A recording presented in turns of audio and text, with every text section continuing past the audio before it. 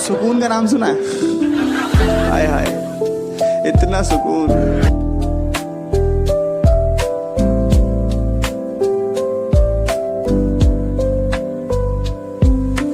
तो आपण जो दिन आसिले भी दर्शन करें किंतु आज दिन में टिके गहली हो टिकट हुए गहली बोली कि माने शांति श्रृंखलार सहित जमी भक्त माने दर्शन करें।